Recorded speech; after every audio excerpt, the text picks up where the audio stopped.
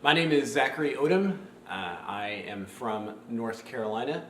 I am a long-term missionary as a part of World Horizons, and a lot of the work that I do is amongst youth and young adults. I was raised in a Christian family. My parents were Christians from the time I was born. I never got involved in anything like drugs and alcohol, so when I came to Christ, it wasn't this aspect of a ginormous life change. I had been a part of church for a long time. So when I came to Christ, it was something that was very natural, but at the same time, to me, it was still very impactful.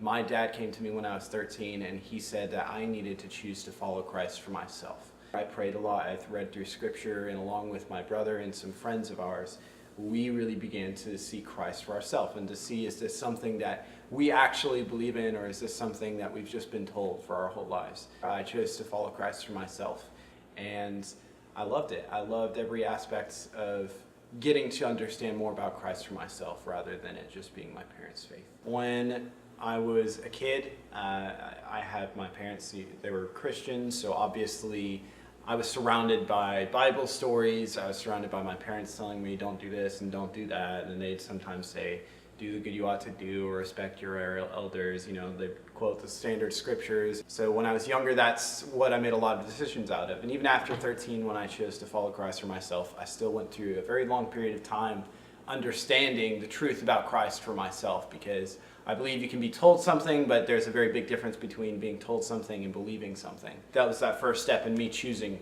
to believe something and me choosing to try and understand why I believe something. So I think my faith grew a lot from my time about 13 to 16, and then after that my faith was challenged a lot because I had a foundation and then I really needed to build off of it. So I began getting into what is God's viewpoint on LGBTQ. I began to work into what is God's theology of what actually is salvation and why should we desire salvation. And I began to ask questions about Christ's divinity. So there was a foundation time, and then there was a time where I began to really build off of, okay, so here's my foundation, but what are the more intricate things about God? And that brings me to today. It's a point of, I believe my faith is constantly being challenged, it's constantly growing, and I enjoy that fact. And sometimes it's challenging, and sometimes it's not as challenging. Because I had the opportunity to choose Christ, because I knew that choosing Christ was actually something I could do, I want to go and I want to make that option available for other people. I don't think that everybody's going to choose to follow Christ. I just don't think that everybody has been given the opportunity.